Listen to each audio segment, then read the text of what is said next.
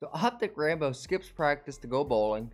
Dashy tells all on the OpTic drama. And Adriana CHECHICK is blowing Jake Lucky's mind with her WoW past. And honestly, I think it's a really dope story to hear. I can't wait to tell you more about it. But welcome back to another video. It's your boy, it's Elliott. I put out daily videos breaking down all the leaks, news, rumors, and updates in the gaming and streaming world. I mostly focus on Call of Duty because that's the game that I'm currently obsessed with, like millions of other people. But if something major goes down and I find it interesting, I normally make a video and throw my 2 cents on it. So if you are picking up what I'm putting down, please like and subscribe. At 500 subscribers, I'm going to be giving away a copy of Modern Warfare 2. If you guys don't like that, let me know in the comments down below. What are some things that I should do for a giveaway? I've thought about doing COD points and other things, but let me know what you guys think down below. Share this video with your friends so that they can stay caught up on all the gaming leaks, news, rumors, and updates. And guys, mis amigos, I have to update you on the OpTic situation. I don't know why that just came out like that, but the cat is out of the bag. OpTic put out an hour-long podcast, kind of giving their POV, their side of the story, and then Batman, Brucey himself, goes on stream at like 3 AM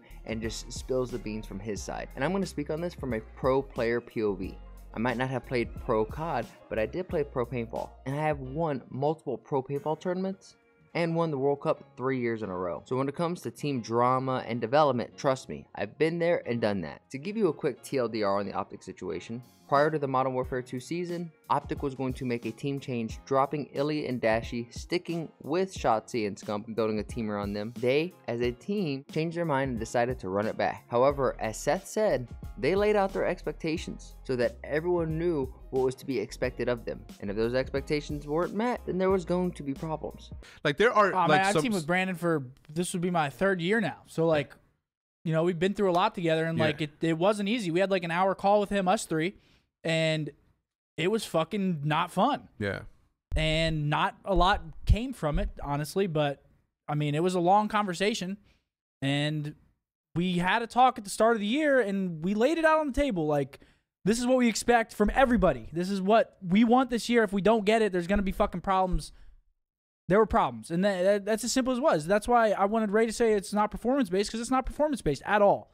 And that's why it's like, it's hard. It fucking sucks because I love Brandon. I love Brandon as a person. It just didn't work out. Yeah. And, like, people don't understand, like, the team aspect of things sometimes. They look at, like, a person's stats or their talent, and they're like, oh, like, that's great. And it's like, I'm not trying to bash Brandon. I'm just trying to, like, people don't, like, they don't think about everything. They just think about one thing, and then they fixate on it.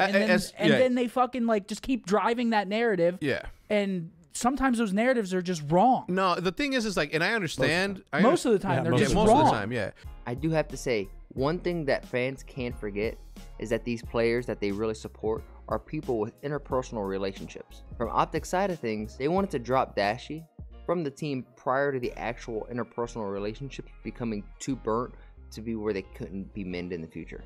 Now, I'm not saying all relationships are the same. Seth and Dashy might have been the longest lasting teammates on OpTic, going way back, being on the team around, teaming together way before Rambo, Shotzi, and Illy were on the team. But that doesn't mean that the relationships were as tight with everybody else on the team like they were between Dashy and Scump. Apparently, the relationship between the coach Rambo Ray and the Batman himself Bruce wasn't that great. If dropping Dashy wasn't for performance, then what could it have been based off of?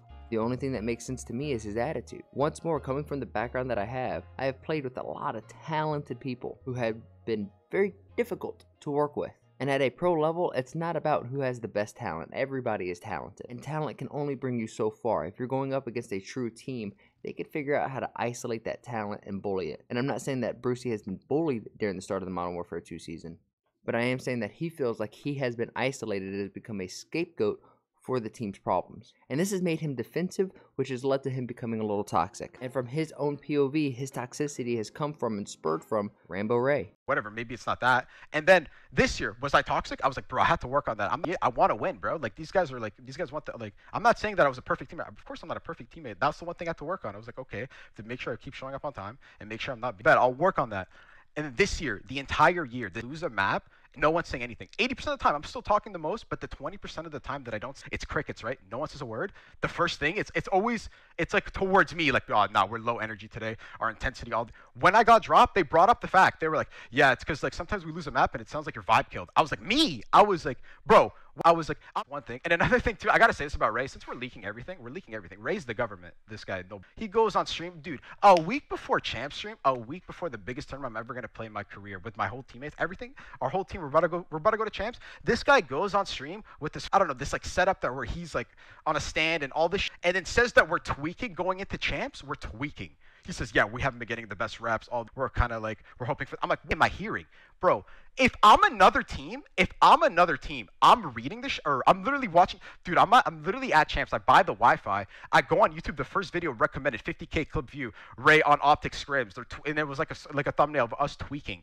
I'm like, what? I was another team. I saw another team that we were gonna play. That dude, they're tweaking. They haven't been getting the best reps. Like this guy's literally just basically leaking, saying we're literally about to. And yo, we gotta address this too at the same time, buddy. This guy will chalk our second set, right? No one says a word, by the way. This guy will chalk our second set bowling practice or bowling league. He'll be like, I'm out, boys. JP or Troy will take care of this one. I'm like, yo, is anyone noticed? And then half the time too, bro, this is actually insane to me. Like half the time we're playing our first set and I'm like, whatever, I'll be P2, I'll be calling out or whatever. We're all calming and like we're all going. Then I just hear Ray talking to his dog, forgot to unmute his mic. I'm like, bro, this guy's not even watching the game, bro, half the time.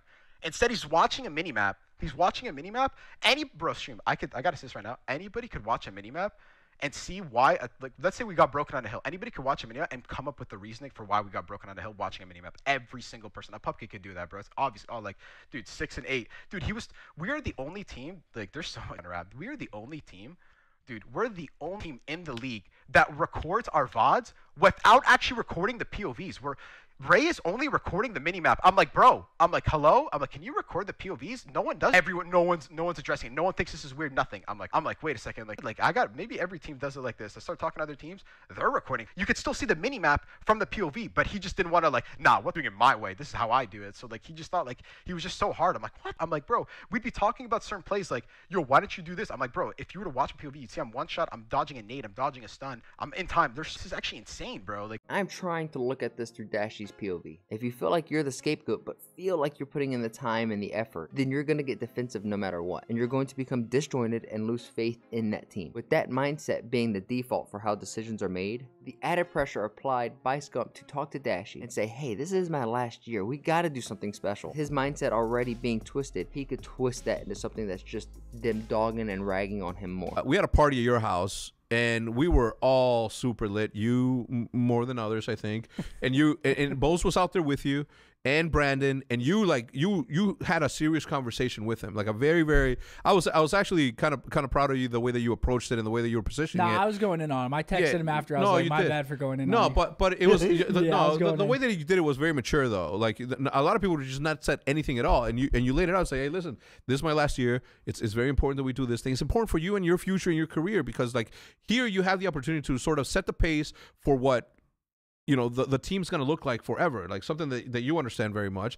Like there's a responsibility that comes with being, you know, in front of the crowd that we had. Crim6 was talking about the amount of pressure that playing in front of OpTic or playing for OpTic is, and although I do understand it, and you say this a lot too, like none of the things that we have luckily come without the pressure that is put on there. Saying, dude, you need to delete Val. It's my last year. Bro, I'm going hard for you, bro. Like, of course I want to win. You think I don't want to win? Like it doesn't matter if it could be you could still have 30 years left in you. I'd still want to win literally every match, like it's as if we're playing our last. You know what I'm saying? But then like he was saying, no, it's my last year. Kept repeating it for 30 minutes. It's my last year. Go. I'm like, bro, I'm gonna go hard for you, of course, bro. Like, yeah, let's win, bro. Let's go.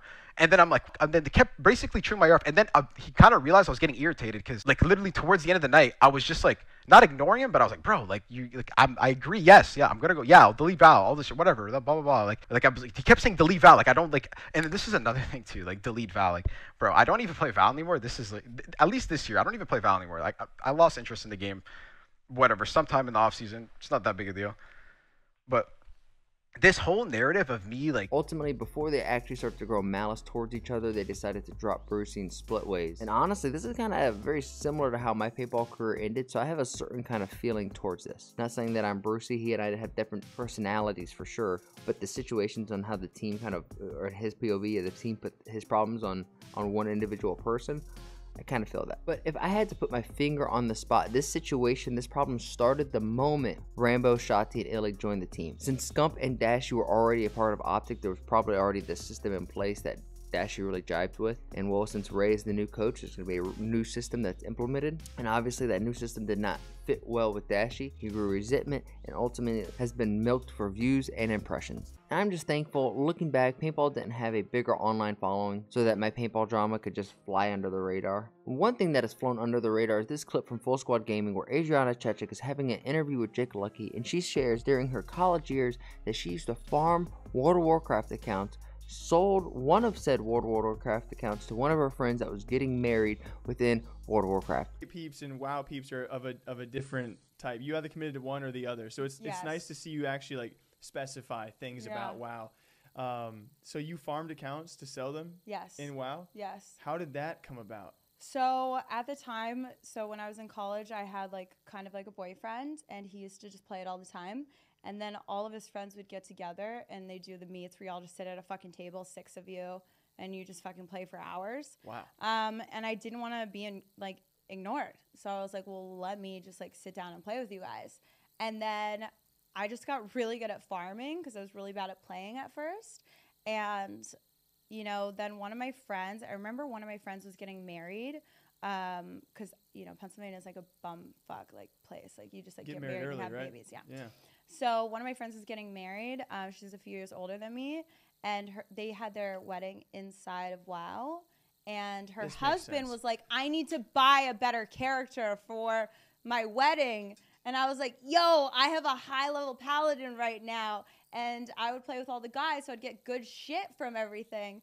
And I was like, I'll sell it to you. And I started selling them for like $250 to $500. Wait. Like back in the day. You had friends get married inside WoW, and you sold them an account so he could look better for his wife? Yes. For the wedding. You're blowing my freaking mind right now. Adriana CHECHICK is just a gamer, y'all, and that's freaking dope. Not because, one, she's just a hot chick playing games. Hot chick playing games are cool, but it's past that. It's the idea that a gamer is no longer being defined as a fat ass in some mom's basement, but starting to have the same value as celebrities, as other athletes. And honestly, I think gamers are artists and creatives in their own way, and they deserve to be valued as such. But that is where we're going to wrap up this video. I appreciate you guys for watching. Please like, share, and subscribe. For doing so, here's a picture of my dog Annie. She's my buddy. She is my pal. She's my sweet little girl. She also happens to be the mascot of this channel. So if you're not gonna, like and subscribe for me, then do it for this cute old face. And as always, I challenge you guys, make somebody laugh today, and I'll catch you on the next one. Peace.